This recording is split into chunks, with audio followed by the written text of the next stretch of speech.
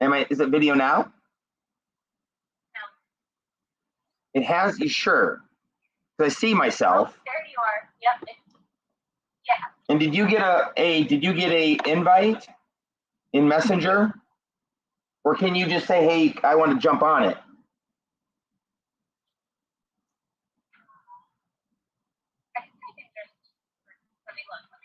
Should be in Messenger. There should be a invite for you also.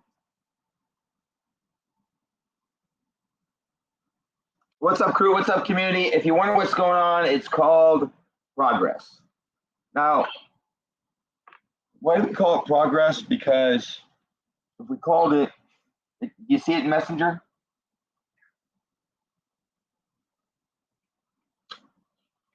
So this would be interesting. I mean, I guess that's how I did it. Oh, let me see this.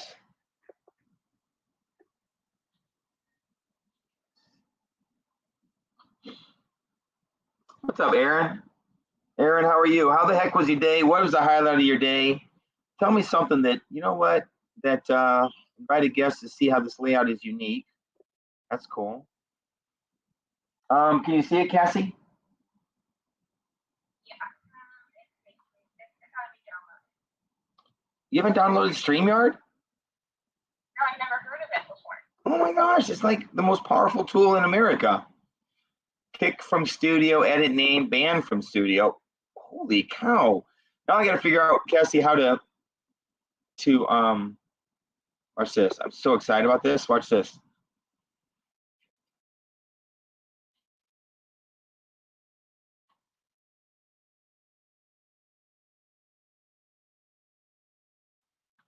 Well, I can't say for it says hit copied, cropped layout, pressed shift.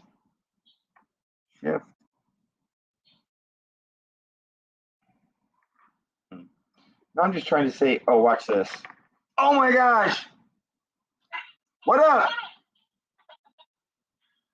Give me something. Oh, Aaron, you went to the gym today. Cassie, have you met Aaron? Yeah, you met Aaron at our events, right? Sweet. Cool. You look like you lost 7 pounds. I did. Woo! Should do this around. Hey, gang, if you're jumping on, first of all, I'm going to say this all the time. If you've seen what I've done before, see some of my stuff, and you like it at all, see any value in it, just please share it. That's how we're going to grow communities, by having you know, by adding value to people's worlds. So Cassie's jumping on today. If any of you out there haven't met Cassie, you should. You should follow her on social media. Why? Because I feel she's going to add value to what you're doing. She has cooking stuff. She has exercise stuff. She has multiple kids stuff. She has past military experience stuff, which thank you for your service. She has a husband stuff. She has moving to Arkansas stuff. And now she's like, thanks, James Rice. I have nothing to tell about myself. Cassie's been like one of my favorite ride or dies for like the last, well, she can tell a bit more about it. But Cassie, here's what I'd like to do. I'd like to shoot this thing into the sun so you guys can see the ocean, but that looks like freaky, like I'm a serial killer. Anyway, so what we can do, Cassie, what I'd like you to do is, you know, we want to talk a little bit maybe about what we chatted today about the 7 pounds and how that came about. Here's what I was thinking. I was thinking this format would be, why don't you chat a little bit about, you know, where you are now in a couple areas of your life, maybe in general. If it's going to be me, you know, it's going to be me. It's going to be faith, fitness, family, friendships, and family. Faith, fitness, family, friendships, and finances, because that's foundational and fundamental, something we both work on. But where you're at, but then say it wasn't always that way, you know what I mean? And then backtrack a little bit, and we'll give some of your story, and we maybe we won't hit all the 5 F's, but maybe just chat a little bit about maybe the part we were talking about where you're like, hey, I need to renew my effort with my own transformation in the fitness side, and I already stole a little bit of your thunder, but the 7 pounds, but how that, you know, came about, because where you're at now, making some changes and dropping 7 wasn't even where you're at way in the past, but definitely not even a couple, 3 weeks ago. So let's chat a couple of those pieces. Is that cool? Sweet. I love it. I'm going to get you.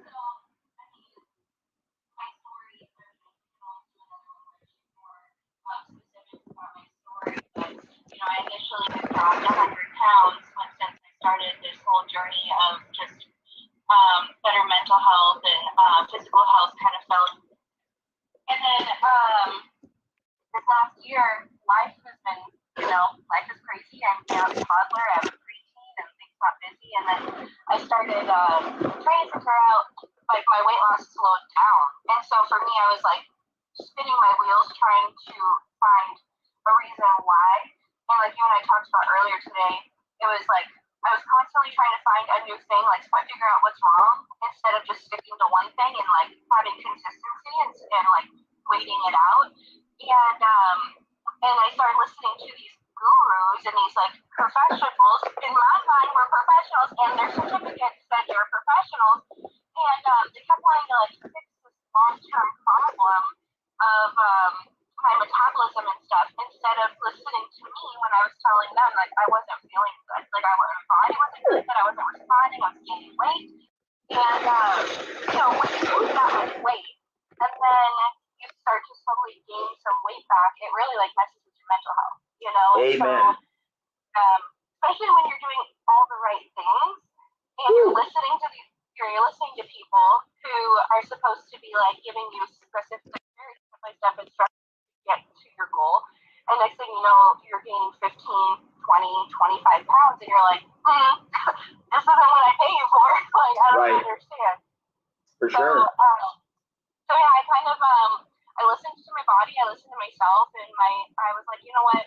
Actually, my husband, he was like, between the two of us, we've been in health and fitness and like just better lifestyle with the military and everything for many, many, many, many years. Combined, we're looking at like 25, 30 years of experience, and we're like, we know what to do. Like, we don't need to be paying somebody, a professional to tell, and so we're like, let's just kind of zone in and figure out what your goals are and just stick to something and then try it. And then, and without veering off or without trying too many side, streets or going to the coffee shop and stuff and not counting those calories like we talked about earlier. And then boom, I decided to do that. I put my mind to it, stepped to it. It's been 5 days. I dropped 7 pounds and I feel so much better. So it's been an awesome process trying to figure out what works for me and what doesn't. Right. Let's hear that. So let's chat about a couple of those pieces that you thought, what's in a coffee really? Or what's a couple others that you mentioned? And it's funny as we were doing this, I'm like, that's a nugget. That's a nugget. That's a nugget. And it's funny. I actually on my phone. Here's a tip for you, people. Oh, and Cassie, check this out. Which is okay. I think you can hear everyone. I guess we can all hear you okay. But it's funny because we're actually using my phone microphone, our phone call. Thank God you didn't turn it off because it says that your microphone isn't connected. So I don't want to take a chance and switch it. We'll maybe mess with it later, but the sound's actually coming from our phone call through it, so don't cut it off. Anyway, that being said, I have a section of notes that when I'm thinking of something that might be valuable, and you've heard me talk about this on my lives before, people, all I do is I take nuggets or questions that people ask me about or struggles they have, and I share them, or victories they have and share them. Okay, so Cassie, I know we talked about a couple things. One, the coffee. Another one, and I might have to get them out. I don't see if we remember them, but even having Levi, your husband, who I love to death, mention some things and saying, would I have taken it, advice from him, or not advice, but a suggestion from him, at a different time, and the value of maybe being ready and opening to listening. And I know there was another nugget in there, but let's just share, a couple pieces that you changed that you thought, what's in a cup of coffee? Anyway. Yeah, so there's a coffee stand right outside the gym parking lot, and that has become. It started with a treat for myself, and then I was like, well, I deserve it. I really enjoy it, and then it became a habit. Coffee doesn't even do anything for me. So it just was honestly became a habit to just pull out, go in, and then if I have Declan with me, my son, then he got like a hot chocolate, and I've got my iced coffee,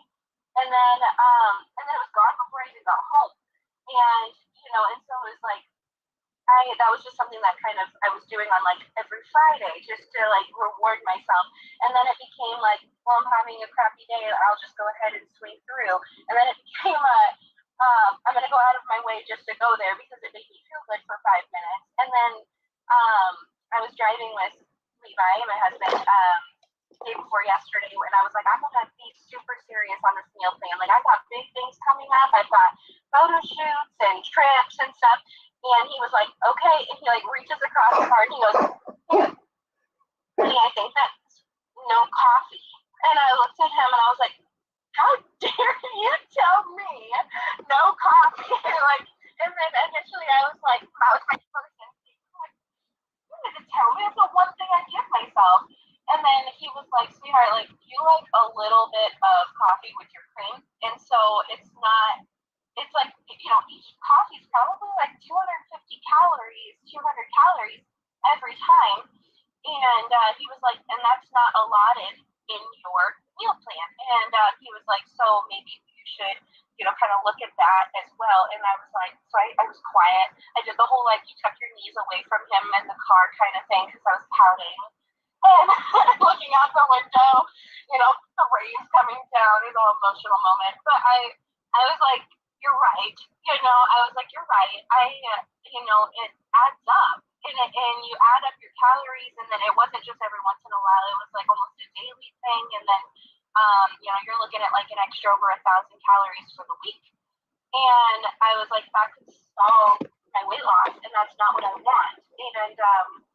And then I was like, you know, that's big moves for me to admit to him that, like, you're right, you know, I it's not doing me any good.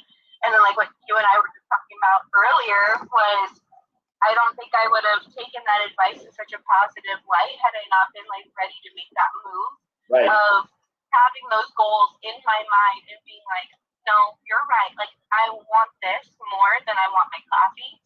And I value his opinion, and it comes from a place of love. Like, he just wants to see me succeed, and I know that. So I know he's not doing it to be a jerk face. So let's break that down real quick. And this is a piece, people, if you jump on me with Zooms and lives, whatever, interrupt me. I'm going to interrupt you because, and it's fun, people not like that because it breaks up their mojo, and I understand that. But more importantly to me than my mojo and even your own would be let's listen to the nuggets that she's talking about. Okay, so a couple pieces. It's interesting as you know, when you move into a place and anywhere in your life, faith, fitness, family, friendships, finances, where you're like, I want change. You naturally, as you're looking for a solution, suggestions, you become open. You become more, I'll think of the word, but more pliable, more willing to submit. Because again, you believe that the gurus or that the educators can help you. So the funny thing, what you want to make sure you don't do, people, is you become the teacher. So like Cassie's taught for the last, I don't know how many years, couple years, 3? Yeah. I don't know. She's been teaching people about body transformations because she's had one. She doesn't need her husband giving her a tip, telling me, who's dropped 100 pounds or whatever, how to do it. So I would encourage you, and I remember talking to Justin about this as he got more successful in his business. People, always stay in stage 1 of your transformation. Always be the student. Always be not looking, as Cassie and I here, because we do a live, not looking to tell and teach others, but are you sitting here going, oh, what can I learn from a person? Do I stay in that student mode so that I'm open and looking at myself objectively? And people can say it can be a hard thing to do, but I would also tell you that if you see the value of being a student, and when you look at most of your successful athletes, musicians, most of your successful people, they're always learning. And people say we're doing that, but are you doing it in the areas where you're the guru now, where you're the teacher, the trainer, maybe even the expert? So I loved it that she was, open to that.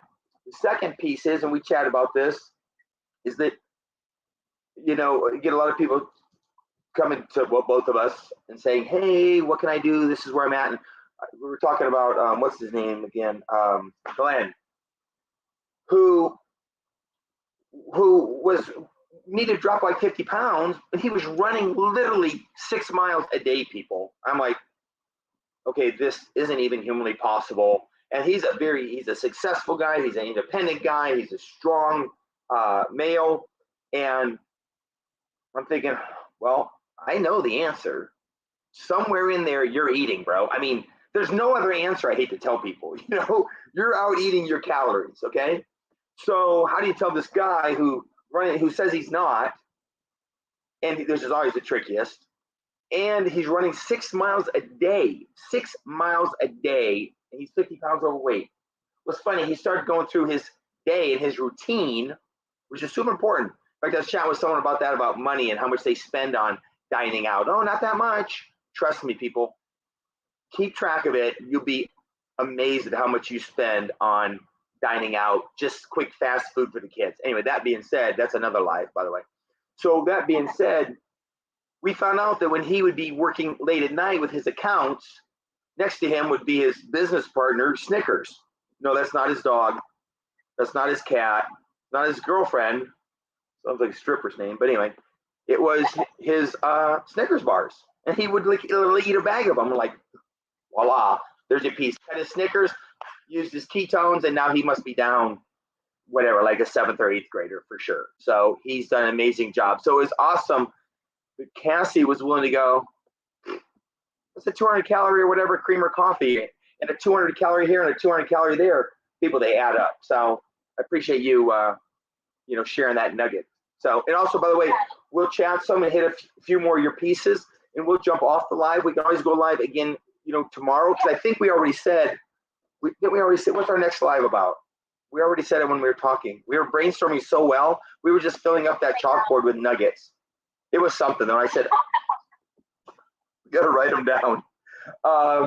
Cool. So open to listening. Awesome. And dropping the coffee creamers. Yeah, well, and then another thing, like with the whole coffee thing too, what we were talking about earlier was like taking that extra step to ensure it as well. Like for me, it's such a habit, and it to go to the coffee shop that I started leaving the parking lot of the gym out the other exit, so I didn't pass by the coffee stand.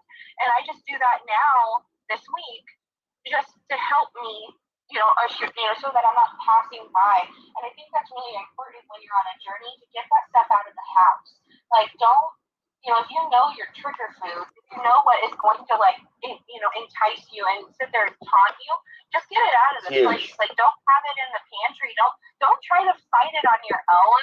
And then when you fail, you're like, why wasn't I strong enough? Like, why would you do that to yourself? Like, that does, if it's a problem, if it's like an addiction, like the coffee was totally for me. Like, I'm battling food addiction. That's a thing that's part of my story. But I'm not going to have foods like that in the house that I know that are a hard time for me to say no to. Like, I don't even allow my kids to have it. Let me bust that one. Let me hit that one real quick. That's super important because, and I'm not going to go down this rabbit hole, but I will mention this to you people. In each and every aspect of your life, faith, fitness, family, friendships, and finances, who's that person?